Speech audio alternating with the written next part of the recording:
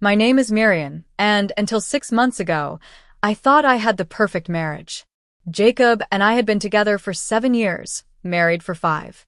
We met at a mutual friend's dinner party, where he charmed me with stories about his work as an architectural engineer. I was instantly drawn to his confidence, his intellect, and the way his eyes crinkled when he laughed. 3 dates later, I knew I was falling in love.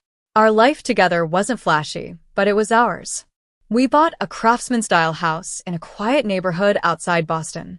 Jacob worked for a prestigious firm downtown while I built my career as a physical therapist. We hosted dinner parties on weekends, took hiking trips in the summer, and planned for children someday, when the timing felt right. Everyone in our circle considered us the stable couple, the ones who had figured it all out. That Tuesday started like any other. I woke up at 5:45 a.m., careful not to disturb Jacob as I slipped out of bed for my morning run.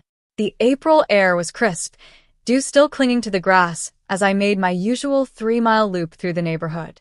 When I returned, Jacob was in the shower. I made coffee, packed his lunch, a turkey sandwich on sourdough with extra mustard, just how he liked it, and prepared for my day.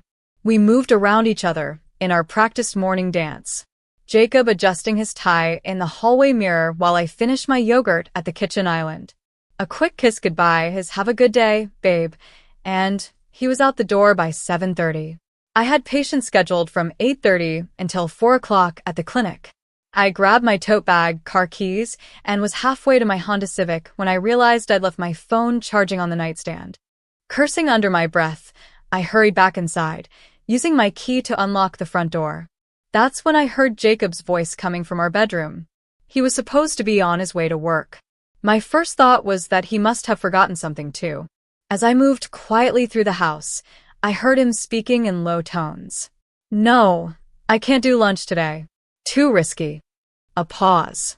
"You know she's obsessed with you. It's getting complicated." I froze in the hallway, my hand gripping the wall for support. My husband was still here, talking to someone about me? About being obsessed? My mind raced, trying to make sense of what I was hearing. "Lucy, we need to be smarter about this." Another pause. I know. I'm handling it." Lucy. The name hit me like a physical blow. Lucy Palmer, Jacob's colleague. Tall, confident Lucy, with her elegant clothes and sophisticated laugh. Lucy, who had been to our home for dinner parties. Lucy, who always asked such thoughtful questions about my work, my family, my life.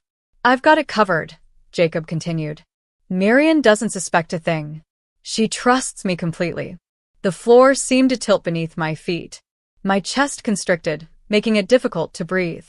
The betrayal wasn't just in his words, but in the tone, slightly annoyed, as if I were a problem to be managed rather than his wife of 5 years.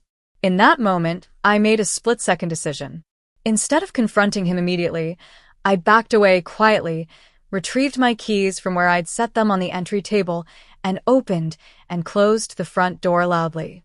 "Jacob," I called out, my voice somehow steady despite the earthquake happening inside me. I forgot my phone. The sudden silence from the bedroom was deafening. Then scrambling sounds. When Jacob appeared in the hallway, his face was composed, but I noticed the slight flush on his neck, the way his eyes wouldn't quite meet mine. "Hey, thought you left," he said casually, running a hand through his dark hair. "Forgot something?" "My phone," I replied, amazed at how normal I sounded. "Can't survive without it." I walked past him to our bedroom, noting how he shifted his body to let me pass, keeping distance between us. My phone sat on the nightstand, its screen dark and innocent. As I unplugged it, I glanced around the room, looking for any sign of the conversation I'd overheard. Nothing seemed out of place. "Running late?" I asked, turning to face him. "Yeah, got a call from the office. Project emergency." The lie rolled off his tongue so easily it made me wonder how many others had preceded it. "Don't work too hard," I said, forcing a smile. He kissed my cheek, a quick, perfunctory peck, and we walked out together. I watched him drive away in his sleek Audi, the car we'd chosen together 3 years ago, before I got into my own vehicle. As I sat in the clinic parking lot 20 minutes later, I couldn't stop the words from replaying in my mind. You know she's obsessed with you. Who was obsessed with whom? And what exactly was Jacob handling? One thing was clear. The life I thought I had, the marriage I believed in, was built on shifting sand. And the tide was coming in. Jacob and I met 7 years ago, but sometimes it feels like I've known him my entire life. Or maybe I should say, I thought I knew him. Looking back now, I can see all the signs I missed, the little moments that should have raised red flags but instead got filed away as quirks or dismissed as my own insecurities. Lucy Palmer entered our lives 3 years ago when she joined Jacob's firm. I remember the first time he mentioned her, casually over dinner, just another new colleague. Smart woman, he'd said. Harvard educated, worked in Singapore for a while. She'll be a good addition to the team. Nothing that would raise suspicions. The first time I met her was at the company Christmas party. She was everything Jacob had described. Tall, poised, articulate. Her handshake was firm, her smile genuine. Jacob talks about you all the time, she'd said, and I'd felt a warm glow of pride. My husband bragging about me to his colleagues. What could be more natural? Over time, Lucy became a regular presence in our conversations. Jacob would mention her insights during project meetings or repeat something funny she'd said. I didn't think much of it. Jacob had always made friends easily at work. When he suggested inviting her and a few other colleagues for dinner, it seemed perfectly normal. That dinner party was the first of many. Lucy always brought excellent wine and asked thoughtful questions. She remembered details about my family, my patients, my hobbies. You're lucky to have found each other, she told us once, raising her glass in a toast. Not everyone finds such a perfect match. I liked her. That's what makes this all so much worse. I genuinely liked her. There were signs, of course. In hindsight, they seem so obvious that I'm embarrassed by my blindness. The way Jacob's phone would ding with messages late at night, and he'd turn the screen away as he replied. Work never ends, he'd say with a rueful smile. The mysterious lunch meetings that ran long. The new cologne he started wearing about 6 months ago, subtler, more expensive than his usual brand. And Lucy, her casual touches on Jacob's arm during conversations, the inside jokes they shared, the way her eyes followed him around the room at gatherings. Once, I came back from the bathroom at a restaurant to find them leaning close together, their conversation stopping abruptly when I approached. Just discussing the Richardson project, Jacob explained, and I believed him. Why wouldn't I? Trust was the foundation of our relationship, or so I thought. Jacob had never given me reason to doubt him before. He'd been nothing but supportive through my career changes, my mother's illness, my occasional bouts of anxiety. He was the steady one, the reliable one, the one who remembered to change the furnace filter and check the tire pressure and call the plumber before small leaks became big problems. Even that morning, as I drove to work with the echo of his conversation with Lucy still ringing in my ears, a part of me wanted to invent innocent explanations. Maybe they were planning a surprise party for me. Maybe she wasn't me at all, but someone else entirely. Maybe I'd misheard, misunderstood. But the truth was there in the pit of my stomach, a cold, hard certainty that something was deeply wrong. I went through my workday on autopilot, smiling at patients, adjusting limbs, demonstrating exercises, all while my mind worked overtime trying to piece together a puzzle I never wanted to solve. You seem distracted today, commented Denise, one of my regular patients recovering from knee surgery. Everything okay? Just tired, I lied, helping her bend her knee to the appropriate angle. Didn't sleep well. The truth was, I couldn't stop thinking about Lucy. About the elegant way she tucked her hair behind her ear when she was thinking. About her perfectly tailored clothes that somehow never had a wrinkle. About the knowing looks she exchanged with Jacob across our dining room table, looks I'd interpreted as friendly camaraderie rather than something more intimate. And that phrase, she's obsessed with you, kept circling in my mind. Was Jacob suggesting that I was obsessed with Lucy? It made no sense. We were friendly, certainly, but hardly close enough for obsession. I respected her professionally and enjoyed her company socially, but that was the extent of it. Unless, Unless he wasn't talking about me being obsessed with Lucy, but Lucy being obsessed with him. That interpretation made a sickening kind of sense. Was my husband carrying on an affair with his colleague while painting me as the problem? As someone obsessive, perhaps controlling or suspicious. By the time I finished with my last patient, my head was pounding with questions and theories. I checked my phone for messages from Jacob, but there were none. Typically, he'd text during the day, nothing important, just small connections. Hope your day is going well. Should we do Italian tonight? Don't forget, we need milk. Today, silence. I drove home in a daze, barely registering the familiar streets and traffic patterns. Our house looked exactly as it had that morning. The blue front door, the potted plants on the porch, the welcome mat we'd picked out together in a little shop in Vermont. Everything was the same, and yet nothing was. As I parked in the driveway, I noticed Jacob's car wasn't there. He usually got home after me, but not by much. I went inside, dropped my keys in the ceramic bowl by the door, a wedding gift from my aunt, and stood in the entryway, suddenly unsure what to do next. Should I call him? Confront him? Pretend I hadn't heard anything? Search for evidence? What was the protocol for discovering your husband might be having an affair with a woman you'd broken bread with, a woman who knew the name of your childhood pet and your favorite flavor of ice cream? I walked through our home, seeing it with new eyes. The photos on the walls, Jacob and me in Yosemite, at his brother's wedding, building a snowman in our backyard. The throw pillows we'd argued about him. Why do we need decorative pillows that nobody uses? Me. Because they make the couch look finished. The coffee table books, the plants, the refrigerator magnets from places we'd visited together. Our life looked solid, substantial. But now I had to wonder, how much of it was real, and how much was a carefully constructed facade? That night, Jacob came home later than usual. I heard his key in the lock just after 8 p.m., the familiar sound now loaded with suspicion. I was sitting at the kitchen island, a glass of red wine in front of me, my laptop open to a spreadsheet of patient data that I hadn't actually been looking at for the past hour. "Hey," he said, setting his briefcase by the door. "Sorry I'm late. Budget meeting ran long." I studied his face, searching for signs of deception. Was his tie slightly askew? His hair a little too carefully combed? Did he smell different? "No problem," I replied, keeping my voice neutral. "There's leftover pasta in the fridge if you're hungry." He came over, kissed the top of my head, a gesture so familiar it made my chest ache, and went to the refrigerator. I watched him move around our kitchen. This man I'd shared my life with, now suddenly a stranger. "How was your day?" he asked, heating up a plate of pasta in the microwave. "Interesting," I said carefully. "Yours?" "Brutal. The Richardson project is eating up all my time." He leaned against the counter, loosening his tie. "Lucy and I had to rework the entire East Wing specifications. Client keeps changing their mind." Lucy.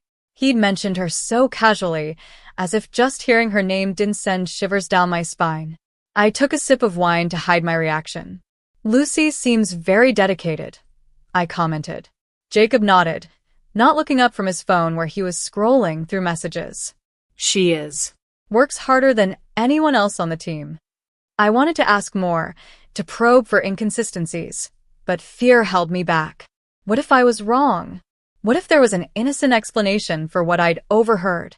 And even worse, what if there wasn't? Over the next few days, I became a detective in my own life. I started paying attention to Jacob's patterns, when he texted, when he called, when he worked late. I noted how often Lucy's name came up in conversation and in what context. I began checking his location on our shared phone app, something I'd rarely done before. The thing about suspicion is that once it takes root, it colors everything. A late meeting becomes a rendezvous. A work call becomes an excuse. A friendly mention becomes a slip of the tongue. I hated feeling this way, distrustful, anxious, always on alert, but I couldn't turn it off. On Friday, 3 days after overhearing that devastating conversation, I did something I never thought I would do. While Jacob was in the shower, I checked his phone. My hands were shaking as I typed in his passcode. Our anniversary. How ironic. I went straight to his messages, heart pounding, both dreading and hoping to find something. There were texts from Lucy, but they were all work-related, discussing projects, deadlines, client meetings. Nothing inappropriate, nothing personal. I felt a surge of relief, followed quickly by shame for snooping, and then confusion. If there was nothing going on, what had that conversation been about? I moved on to his email, finding nothing suspicious there either. I was about to put the phone down when I noticed an app one didn't recognize, a secure messaging platform I'd never seen him use before. It required a separate passcode, one I didn't know. The shower was still running, but it could stop any minute.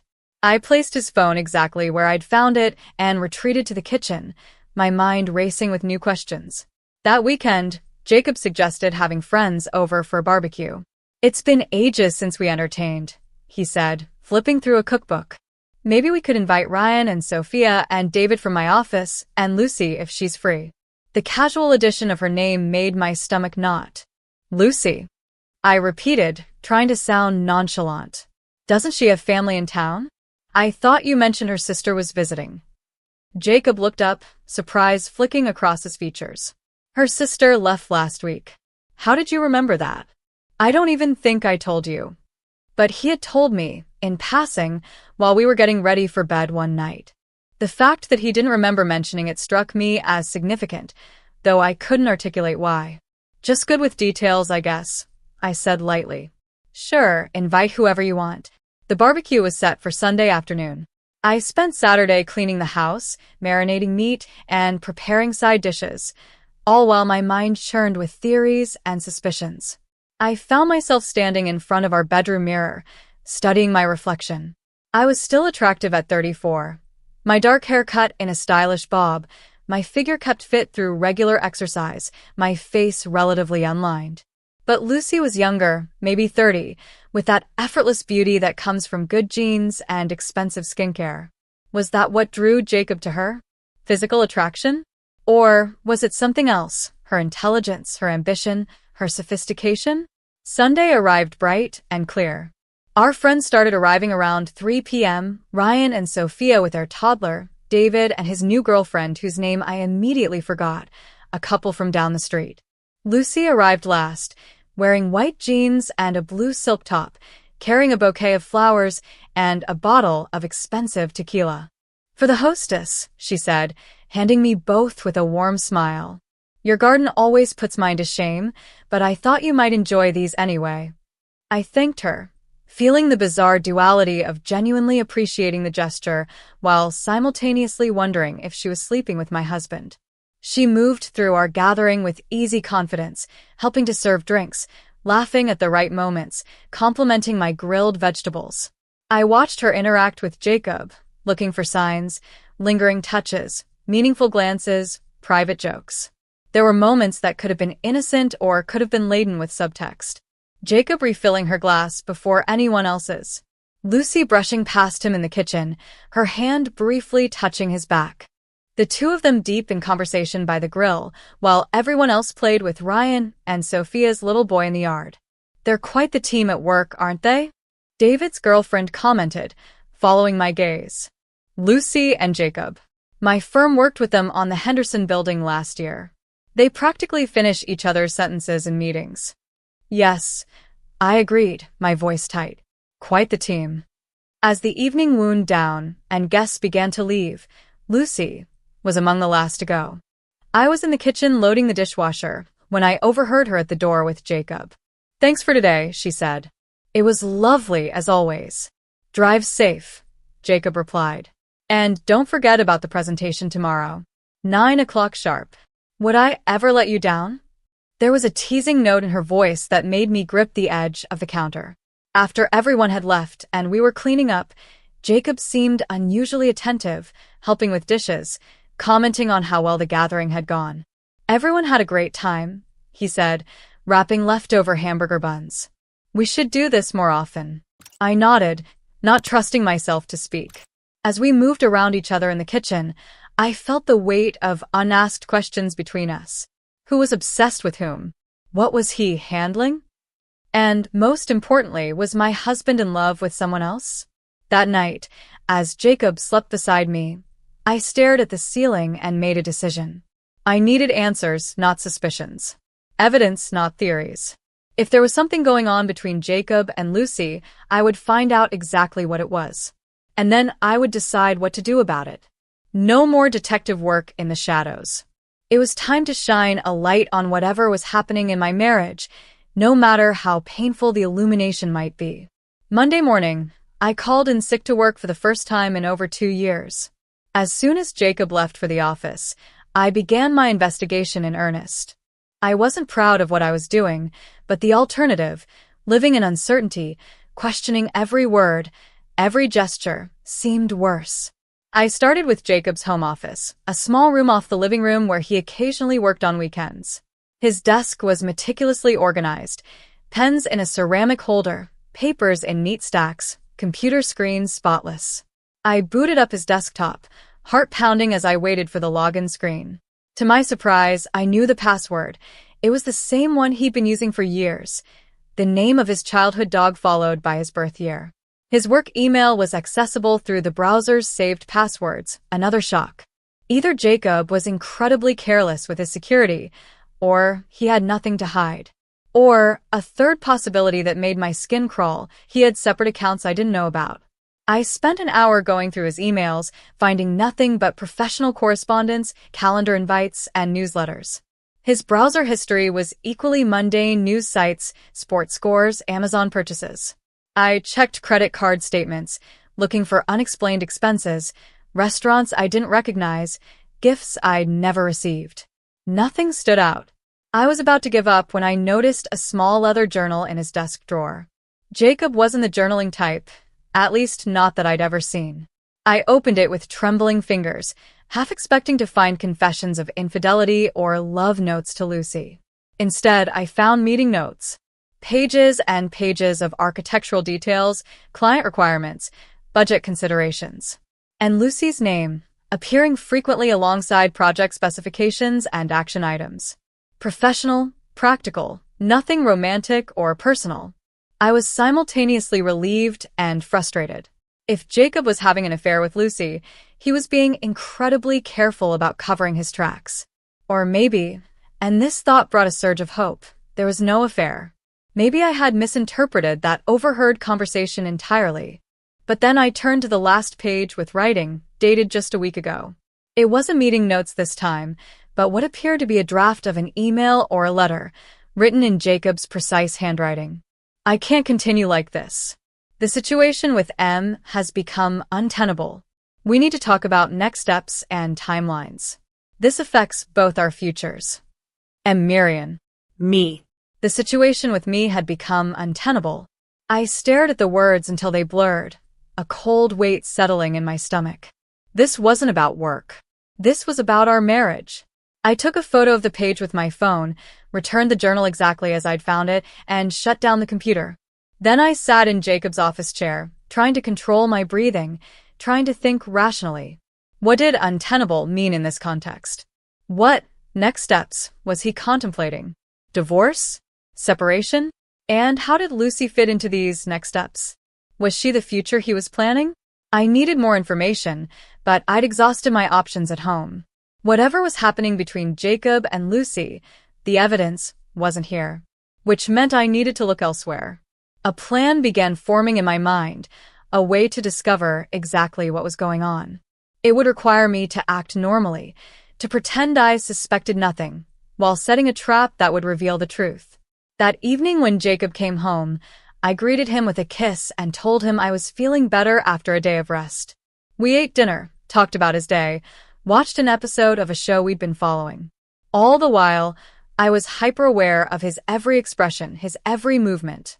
Was he being genuine? Or was this all an act? By the way, I said as we were getting ready for bed, trying to keep my voice casual, I was thinking about taking a trip to see my sister next weekend. It's been ages since I visited her in Chicago, and she's been asking when I'm coming. Jacob looked up from his phone. Next weekend? That should be fine. No plans I can think of. Are you sure? I'd be gone Friday through Sunday. Yeah, go for it. It'll be good for you to have a change of scenery. He smiled, and it seemed genuine. Just don't let Claire talk you into any wild shopping sprees like last time. I laughed, the sound hollow in my ears. No promises. The next day, I booked a flight to Chicago and texted my sister to let her know I was coming. Claire was surprised but delighted. We hadn't seen each other in months. I felt a twinge of guilt for using her as an alibi, but I pushed it aside. This wasn't about her. This was about saving my marriage. Or ending it with dignity. The rest of the week passed in a blur of preparations. I packed a suitcase with clothes appropriate for Chicago in April. I arranged for my patients to see other therapists during my absence. I acted excited about the trip whenever Jacob asked about my plans. All the while, I was setting up the real plan. I installed a home security app on my phone linked to cameras I'd placed discreetly around our house. One in the living room bookshelf, disguised as a small clock, another in the kitchen, hidden among the cookbooks, a third in the hallway, positioned to view the front door. These weren't spy cameras, they were marketed for home security, but they would serve my purpose. I also asked our neighbor, Mrs. Fletcher, an 80-year-old widow who missed nothing on our street, to keep an eye on the house while I was away. Mrs. Fletcher was known for her vigilance and love of gossip. If anyone visited our home during my absence, she would notice. Friday morning arrived, and Jacob drove me to the airport. He kissed me goodbye at the departure drop-off, promised to water the plants, and drove away. I went inside, checked in, went through security, and boarded my flight. 2 hours later, I landed in Chicago and texted Jacob to let him know I'd arrived safely. Then I hugged my sister, who was waiting at arrivals, and burst into tears. "Miriam, what's wrong?" Claire asked, alarmed. "What happened?" Through sobs, I told her everything, the overheard conversation, my suspicions, the untenable situation note, my plan to catch Jacob and Lucy together. Claire listened, her expression shifting from shock to anger to determination. "You're staying with me tonight," she said firmly. "And tomorrow, we're getting you on the first flight back to Boston. If that bastard is cheating on you, you're going to catch him red-handed." That night, in my sister's guest room, I checked the security cameras on my phone. The house was dark and empty. Jacob had texted that he was working late and then grabbing dinner with the team. I wondered if the team was just Lucy. Saturday morning, Claire drove me back to the airport. "Call me the second you know anything," she insisted, hugging me tightly. "And remember, whatever happens, you're strong enough to handle it." I boarded the 9:30 a.m. flight back to Boston, my stomach in knots. By noon, I was in a taxi heading not to my home, but to a hotel 3 blocks away. I checked in, went to my room, and immediately opened the security app on my phone. Our house was still empty. I watched and waited, alternating between the different camera views. At 2:17 p.m., the front door camera showed Jacob coming home. He moved through the house, changed clothes, made a phone call I couldn't hear, and settled on the couch with his laptop. At 3:42 p.m., the doorbell rang. Jacob jumped up, checked his appearance in the hall mirror, and opened the door. Lucy stood on the threshold, holding a bottle of wine and smiling. I watched, barely breathing, as Jacob invited her in. They moved to the kitchen, out of view of the cameras for a few minutes, then reappeared in the living room with wine glasses. They sat on the couch, our couch, talking animatedly about something I couldn't hear. For an hour, I watched them interact. They weren't touching inappropriately or acting romantic. They were just talking, looking at something on Jacob's laptop, making notes on a pad of paper. It looked, for all the world, like a work meeting. I was beginning to think I'd made a terrible mistake when Lucy's phone rang. She answered it, spoke briefly, then turned to Jacob with an expression I couldn't quite read. She said something that made him sit up straighter, his body language suddenly tense. They talked for another 20 minutes, their conversation appearing increasingly serious. Then Lucy stood up, gathered her things, and Jacob walked her to the door. Just before she left, she turned and embraced him, not a lover's embrace, but the hug of someone offering comfort or support. After she left, Jacob stood in the hallway for a long moment, staring at nothing. Then he pulled out his phone and made a call. I couldn't hear his words, but his face told a story of its own: determination, resignation, resolve. Whatever was happening between Jacob and Lucy, it wasn't a simple affair. It was something else entirely, something I still didn't understand. But I was done with remote surveillance and speculation. It was time for a direct confrontation. I checked out of the hotel, got in a taxi, and headed home. As we pulled up to my house, I saw Jacob's car in the driveway, exactly where it should be. My husband was home, and he thought I was hundreds of miles away. I paid the driver, pulled my small suitcase up the front walk, and unlocked the door with my key. The house was quiet as I stepped inside. Taking a deep breath, I called out, "Jacob, I'm home." I heard movement from the kitchen, and then Jacob appeared in the hallway, his expression a mixture of surprise and something else I couldn't quite identify. Alarm? Guilt? Fear? "Marian," he said, his voice carefully controlled. "What are you doing back so early? Is everything okay with Claire?" I set my suitcase down deliberately, buying myself a moment to observe him. He was wearing jeans and a gray Henley, casual weekend clothes, and his hair was slightly rumpled. The house smelled faintly of the sandalwood candles we usually saved for special occasions. "Claire's fine," I said, keeping my tone neutral. "I decided to come back early. I missed home." "You should have called. I would have picked you up at the airport." I smiled thinly. "I wanted to surprise you." An uncomfortable silence stretched between us. 7 years together, and suddenly we were strangers, circling each other warily in our own home. "Was someone here?" I asked, moving toward the living room where I could see 2 wine glasses on the coffee table. I already knew the answer, of course, but I wanted to see what he would say. Jacob hesitated, just a beat too long. "Lucy stopped by to go over some work stuff. The Richardson presentation is on Monday, and we weren't quite ready." "On a Saturday? When you thought I was out of town." I picked up one of the wine glasses, noting the lipstick mark on the rim, a shade of mauve I never wore. "It was convenient timing," he said, following me into the room. "Marian, what's going on? You're acting strange." I turned to face him, the wine glass still in my hand. "That's funny. I was going to say the same thing about you." His expression shuddered. "I don't know what you mean." "I think you do." I set the glass down carefully. "Last Tuesday morning, I came back to the house because I forgot my phone. I heard you on the phone with Lucy. You said, you know she's obsessed with you. It's getting complicated." The color drained from Jacob's face. He sank onto the couch, running a hand through his hair. "You heard that?" "I did. And I've spent the past week trying to figure out what it meant.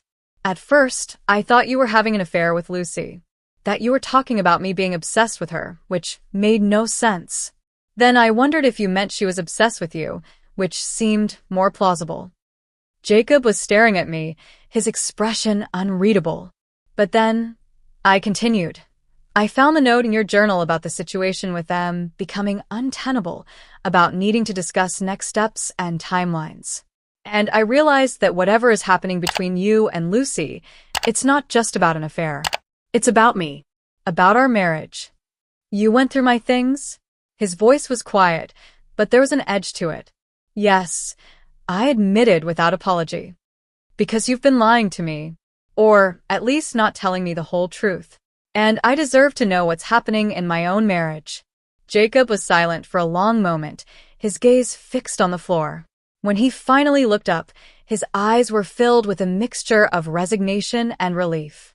"You're right," he said. "You deserve the truth. But it's not what you think."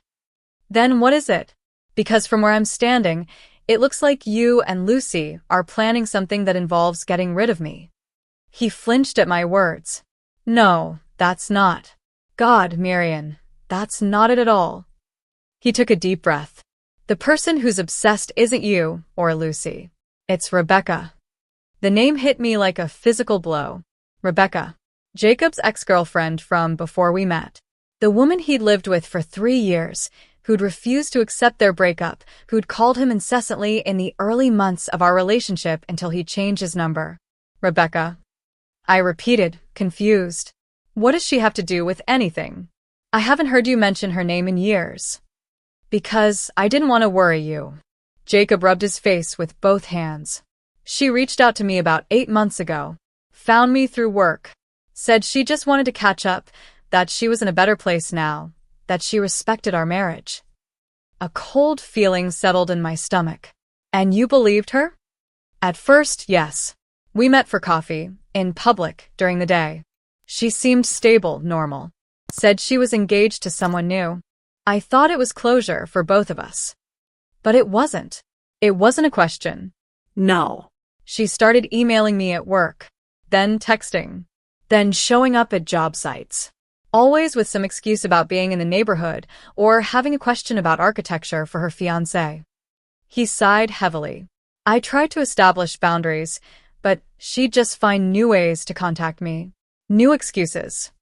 My mind was racing, trying to fit this new information into the puzzle. And Lucy? What's her role in all this? Lucy found out what was happening when Rebecca showed up at the office one day, making a scene. After that, she became my buffer, I guess. She'd run interference, warn me if Rebecca was around, help me avoid situations where I'd be alone. I sat down on the armchair across from him, trying to process this. So, when you said she's obsessed with you, you were talking about Rebecca being obsessed with you, not me being obsessed with Lucy. Jacob nodded. Rebecca has convinced herself that you're the only thing standing between us getting back together. She's been fixated on you. Finding out where you work, what your schedule is. Lucy discovered that Rebecca had been asking questions about you around the office, trying to get information. The implications of this were chilling. And you didn't think to tell me any of this? That your unstable ex-girlfriend is stalking me. I thought I could handle it, he said, his voice tight with frustration. I didn't want to scare you. And honestly, I was embarrassed. What kind of man can't protect his wife from his ex? That wasn't your decision to make, I said, anger rising. I had a right to know if I was in danger. I know that now. That's what Lucy and I have been talking about these past few weeks. She convinced me that I needed to tell you everything, that keeping you in the dark was making you more vulnerable, not less. I thought back to what I'd seen on the security camera, the serious conversation, Lucy's comforting hug before she left.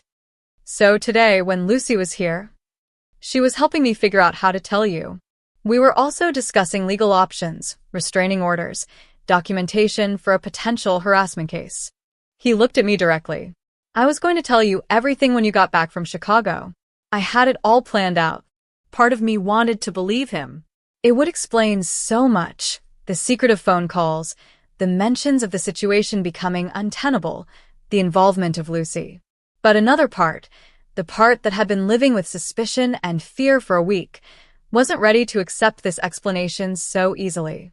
If this is true, why were you meeting Lucy when you thought I wasn't home? Why the secrecy? Because I didn't want to worry you until I had a plan in place, he said. And because Rebecca has been watching the house. Lucy spotted her car down the street twice last week. We thought if you were away, Rebecca might approach me directly, and we could get evidence of her behavior to use for a restraining order. My skin crawled at the thought of someone watching our home. So, you were using me as bait? Not bait, Jacob said quickly. We just thought your trip created an opportunity to document what's been happening. Lucy's brother is a police officer. He advised us on what would constitute actionable evidence. I stood up and walked to the window, peering out at our quiet street. Everything looked normal, peaceful. But now I was wondering if someone was out there, watching, waiting. I need to see everything, I said, turning back to Jacob. All the emails, the texts, whatever documentation you have of Rebecca's behavior. I need to understand exactly what we're dealing with. Jacob nodded, relief evident in his posture. Of course. I have it all on my laptop. And Lucy has been keeping records too. As he got up to retrieve his computer, I tried to reconcile this new reality with the theories I'd been building all week. My husband wasn't having an affair. He was trying to protect me from a stalker, albeit in a misguided way that had nearly destroyed my trust in him. I wasn't sure whether to feel relieved or terrified. The threat to our marriage wasn't coming from within, as I'd feared, but from outside. And somehow, that seemed even more dangerous. One thing was clear, though, we couldn't continue as we had been. Secrets and half-truths, even those meant to protect, had nearly torn us apart. Whatever we did next, we would do it together, with full transparency. As Jacob returned with his laptop, I steeled myself for what I was about to learn. The truth about Rebecca, about the danger she might pose, about how close I'd come to losing my marriage based on misunderstandings and assumptions. It was time to face reality, however frightening it might be. Jacob opened his laptop and pulled up a folder labeled Our Documentation.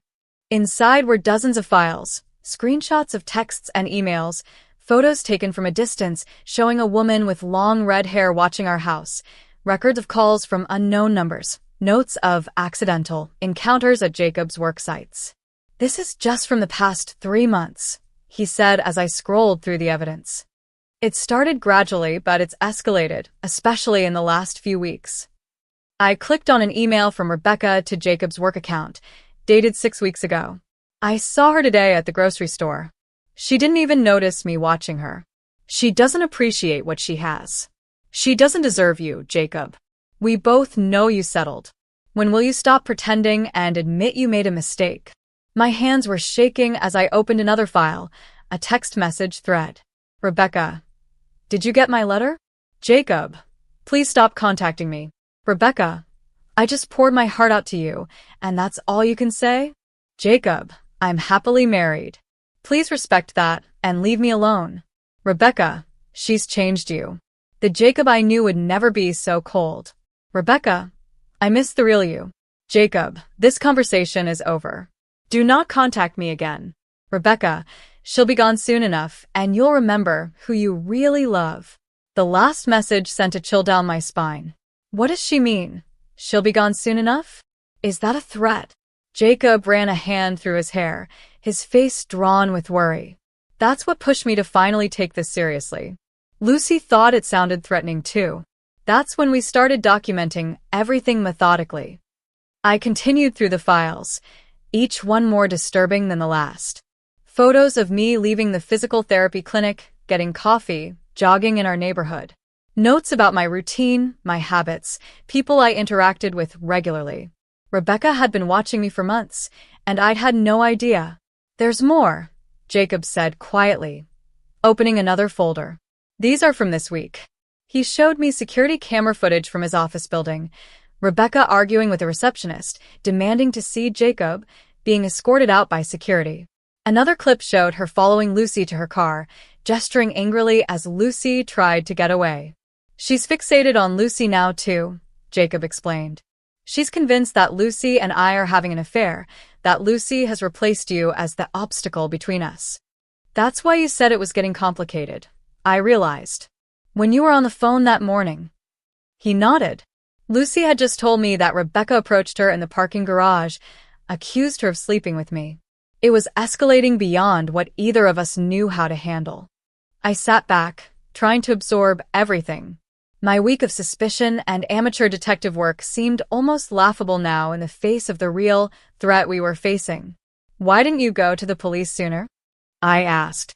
"We did about a month ago. They said that without direct threats or physical confrontation, there wasn't much they could do except file a report. They suggested a restraining order, but for that, we needed more documentation of repeated unwanted contact." He gestured to the screen. "That's what we've been gathering." I thought of all the times in recent weeks when Jacob had been distracted, working late, taking calls in private. All the times I'd attributed to a possible affair had actually been him trying to manage the situation. "I still don't understand why you didn't tell me," I said. "We could have faced this together." Jacob closed the laptop and looked at me directly. At first, I genuinely thought it would blow over.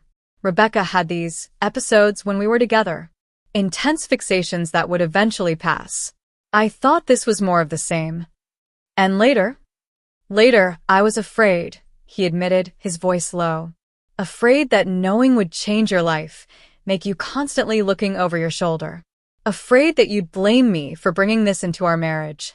And selfishly, afraid it would remind you of the part of my past I'm least proud of. The years I spent with someone who was emotionally unstable and manipulative. I reached across and took his hand. Despite everything, despite the fear and the betrayal of trust, I understood. Jacob had always been the protector, the one who fixed problems before they reached me. It was one of the things I loved about him, even as it sometimes drove me crazy. So, what happens now? I asked. We have an appointment with a lawyer on Monday to file for restraining order. Lucy's brother, the police officer, has agreed to testify about the pattern of harassment. And we've hired a security consultant to assess our home and recommend measures to keep us safe. I nodded, trying to feel reassured by these practical steps. But something still bothered me. The note in your journal about the situation with them being untenable, about next steps and timelines. What was that about, if not our marriage? Jacob looked confused for a moment, then understanding dawned. That wasn't about you. Isn't Miriam. It's Mackenzie, Rebecca's current fiancé. Lucy found out she's been lying to him about where she goes, what she's doing. We've been debating whether to contact him, to let him know what's happening. Relief washed over me, followed immediately by a new wave of concern. There's another person involved in this? Someone else who doesn't know what's going on. Yes. And from what little we know about him, he seems like a decent guy who's been misled. Jacob squeezed my hand. That's actually what Lucy and I were discussing when you saw us on the security camera. I froze. What do you mean, when you saw us on the security camera? Jacob's eyes widened as he realized his slip. I noticed the new camera in the bookshelf when I was getting a book yesterday. At first, I thought it might be something Rebecca had somehow planted, but then I recognized it as the brand we looked at when we were considering a security system last year. A faint flush colored his cheeks. I figured you must have installed it before your trip, maybe worried about the house being empty. I didn't realize you were watching us. Now it was my turn to be embarrassed. I never left for Chicago, I admitted. Well, I did, but I came right back. I thought you were having an affair with Lucy. I wanted to catch you in the act. Jacob stared at me for a moment, then let out a short, incredulous laugh. So while I was worrying about Rebecca stalking you, you were basically stalking me? Put that way, it did sound absurd. A reluctant smile tugged at my lips. I guess we're both pretty bad at this whole communication thing. The worst, he agreed, his expression softening. But to be fair, this isn't exactly a normal situation. We sat in silence for a moment, the weight of everything settling between us. Then Jacob's phone buzzed with a text. He checked it, his face growing serious again. It's Lucy. Rebecca just posted something on social media that has her worried. He showed me the screen, a screenshot of a cryptic post. Time's up. No more pretending. Tomorrow everyone will know the truth. I felt the blood drain from my face. What does that mean? I don't know, Jacob said grimly. But I don't think we should wait to find out. He began typing rapidly. I'm telling Lucy to call her brother. We need to move up the restraining order process. As he coordinated with Lucy, I went to the window again, scanning the street with new awareness. Was Rebecca out there right now, watching us? Planning something for tomorrow? Jacob joined me at the window, putting an arm around my shoulders. We're going to handle this, he said firmly. Together, now that everything is out in the open. I leaned into him, drawing strength from his presence even as fear churned in my stomach. What do we do tonight? I don't think I can just sit here waiting for whatever she's planning. We're not going to, Jacob said, his voice taking on a decisive tone I recognized from when he was solving complex problems at work. Lucy's brother is coming over with a colleague. They're off duty, but they're going to park outside and keep an eye on the house tonight. And tomorrow morning, we're going to the police station to file a formal complaint with all our evidence. He turned to face me, taking both my hands in his. Miriam, I'm so sorry for keeping this from you. I thought I was protecting you, but I see now that I was just making things worse. No more secrets between us, I promise. I looked into his eyes, the same eyes that had crinkled with laughter when we first met, that had filled with tears when we exchanged our vows, that had watched over me through illness and health, joy and sorrow. Despite everything, I trusted those eyes. No more secrets, I agreed. Whatever comes next, we face it together. As if on cue, there was a knock at the door, Lucy's brother arriving with his colleague. Jacob went to let them in, and I followed, ready to share everything I knew, ready to help build the case against the woman who threatened our safety and peace. The night ahead would be long and anxious, full of statements and strategy sessions. But for the first time in a week, I felt the knot in my chest begin to loosen. The truth was out, all of it from both sides. And truth, however painful or frightening, was always better than suspicion and doubt. Tomorrow would bring its own challenges. Rebecca's cryptic threat hung over us like a storm cloud. But at least now, Jacob and I were standing under the same umbrella, facing the same direction, united against whatever might come. The next morning dawned gray and drizzly, matching our mood as we drove to the police station. Jacob's hand rested on my knee, a small but constant reassurance that we were in this together. Lucy met us there, bringing additional documentation, and her brother, Officer Mark Palmer, who had spent the night watching our house from an unmarked car.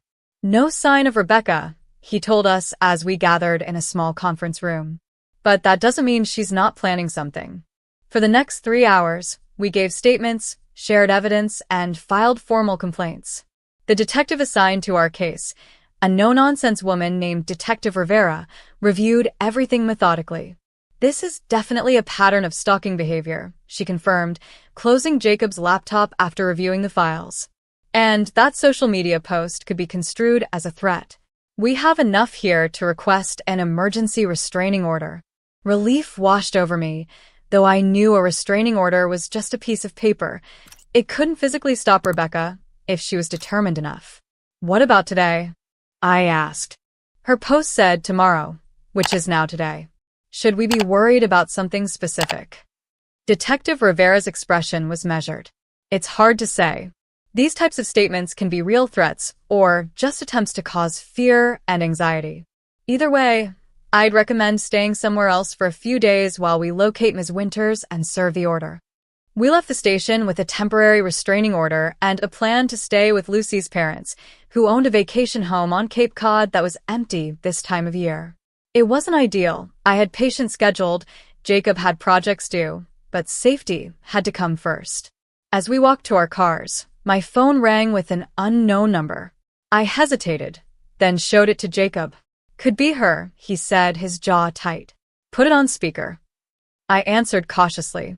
"Hello. Is this Marian Lawrence?" A woman's voice, but not one I recognized. "Yes, who's this?" "This is Sandra Wilson from Boston General Hospital.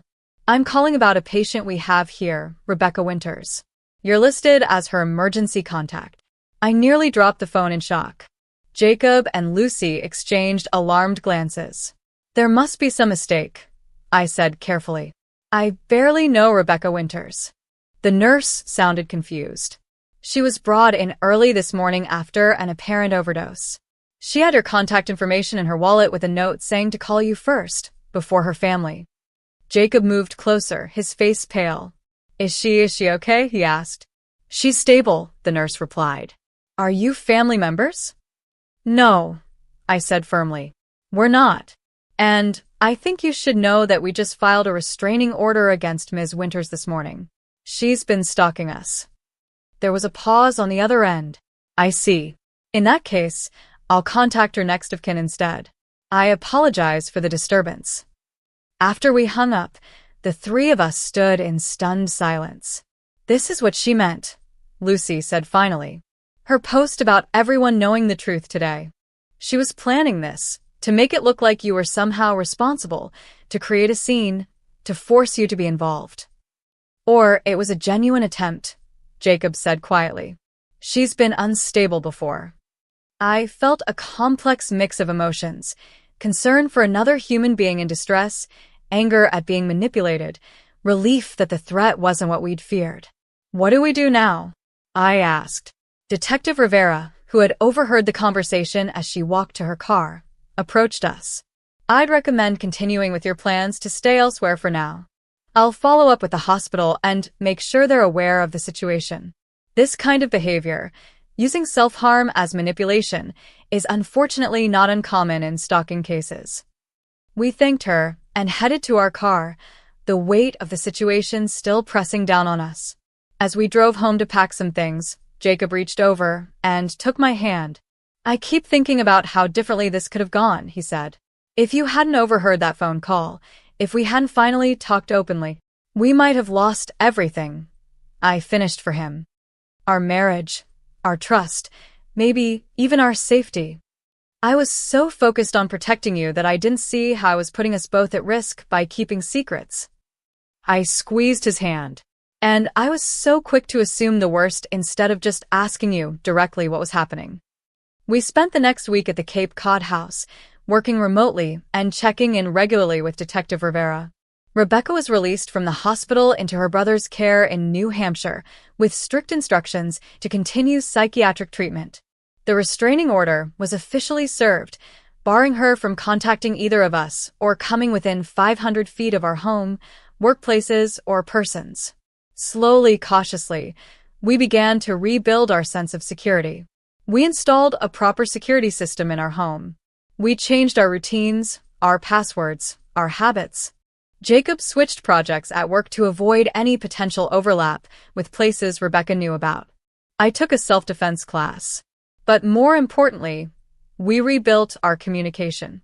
Each night, we would sit together and talk openly about our days, our concerns, our feelings. No topic was off limits, no worry too small to share. We went to couples therapy, not because our marriage was failing, but because we wanted tools to make it stronger. Lucy remained in our lives, now as a friend to both of us rather than just Jacob's colleague. Her quick thinking and support had been invaluable during the crisis, and I found myself grateful for her presence rather than threatened by it. 6 months later, as Jacob and I sat on our back deck enjoying a rare warm October evening, he turned to me with a thoughtful expression. "Do you ever think about how one small moment can change everything?" he asked. "If you hadn't forgotten your phone that morning, we might still be living with secrets between us," I said. "Or worse." He nodded, taking a sip of his wine. "I've been thinking a lot about trust. How fragile it is, and yet how resilient too. We came so close to losing it completely. But we didn't," I reminded him. "We found our way back to each other." "That's what I'm grateful for," he said, his eyes warm in the fading light. "Not just that we survived Rebecca's obsession, but that we're stronger now than we were before." I leaned my head against his shoulder, thinking about the journey we'd been on. From suspicion to understanding, from fear to strength, from secrets to honesty. It hadn't been easy, and there had been moments when I doubted everything I thought I knew about my marriage, my husband, myself. But here we were, 6 months later, sitting together under the same sky, our bond deeper and more resilient for having been tested. We had faced a threat from outside our marriage and discovered that the real danger had been what we weren't saying to each other. "I love you," I said simply. "Not just the easy parts of you, but all of you, even the parts that think they need to protect me from the truth." Jacob kissed the top of my head. "And I love you, including the part that installed security cameras to spy on me."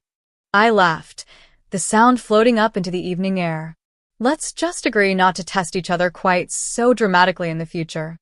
"Deal," he said, raising his glass to clink against mine. As the sun set over our backyard, I felt a sense of peace that had been missing for a long time. We had weathered a storm together and come out stronger on the other side.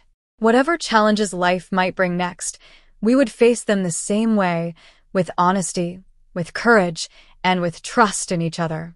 The truth, I had learned, was not always comfortable or convenient, but it was always worth fighting for. And that wraps up today's story. Now we want to hear from you. Where are you watching from? Drop your city or country in the comments, and let's see how far these stories reach. If this story moved you or gave you chills, give it a like, share, and subscribe for more powerful stories. One last thing, rate the story from 1 to 10 in the comments. Your feedback helps us bring you even better ones next time. Thanks for watching. We appreciate you being part of this storytelling journey.